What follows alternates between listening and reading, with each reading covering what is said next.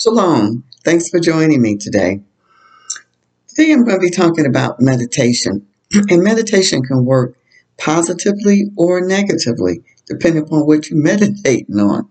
Now, meditation is not just sitting in some place with your hands and arms folded and you get your mind centered on things.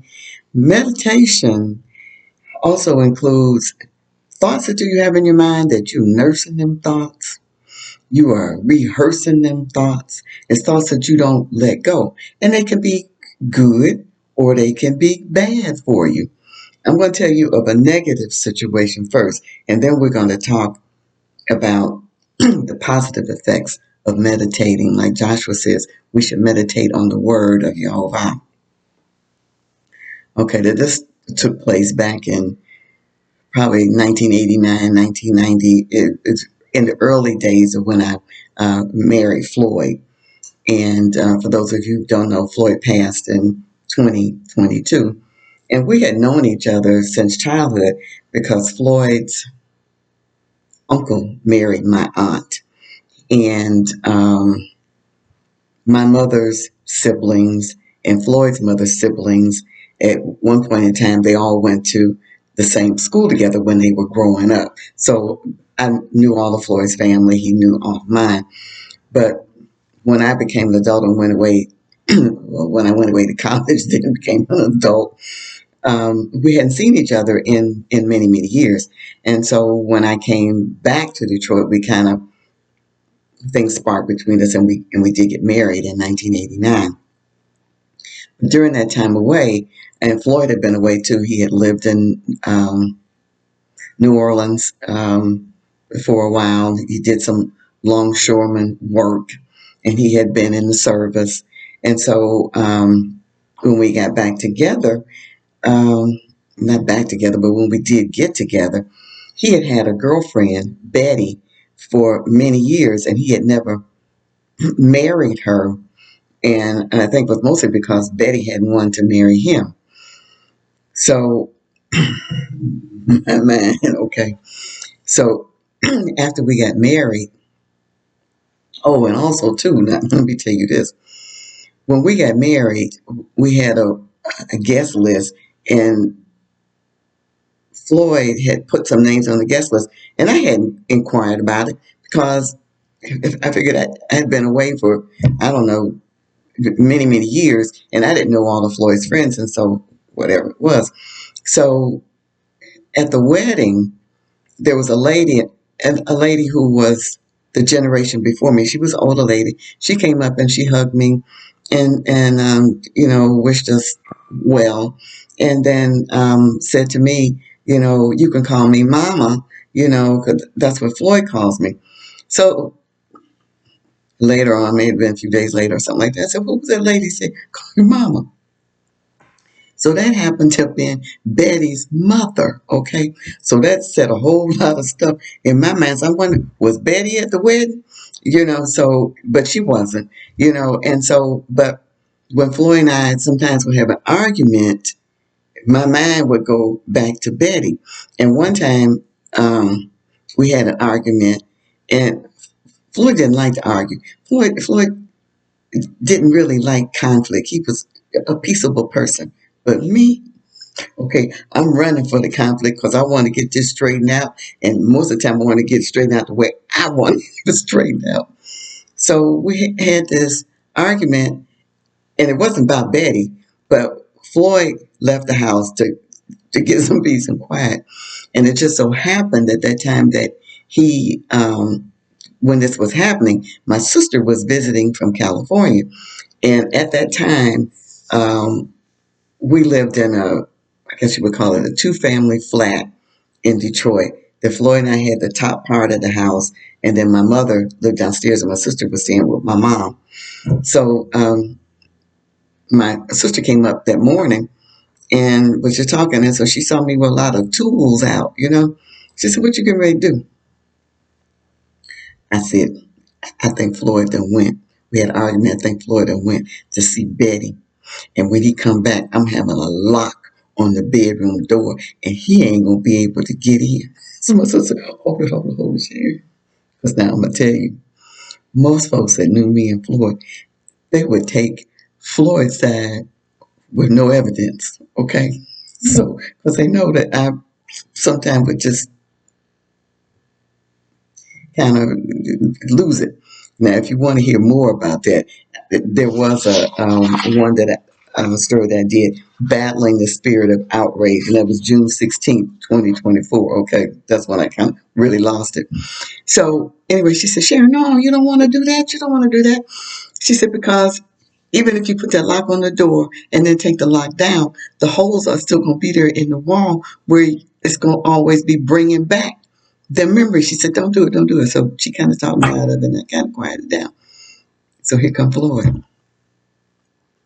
Floyd had gone down to Eastern Market and had bought a bunch of flowers to bring to me, as a peace offering. And you're talking about feeling silly. you know, it's just, and so that meditation on that was like a negative one that I should have thrown that um, thought out. It says like you pull it down captive and throw it out and throw it the same place I throw a lot of other stuff into the sea, never to return. And sometimes I think maybe some of them accidents that have been happening out at the sea might be some of them spirits I done threw out there. Okay, that's another thought. Okay, so spirit meditation can work in a very positive way, and we can grow in the Holy Spirit by meditation. Even Joshua implores us in Joshua 1:8 to meditate. And I'm going to read here 1:8. The book of the law shall not depart out of thy mouth, but thou shalt meditate therein day and night, that thou mayest observe to do according to all that is written therein. For then thou shalt make thy way prosperous, and thou shalt have good success. So what are we supposed to do? Meditate therein day and night. And that's not to can't do anything else because you're doing that day and night, but have the word of Father close to you. And based on my personal experiences, it works. And just reading is not as powerful as meditating on it.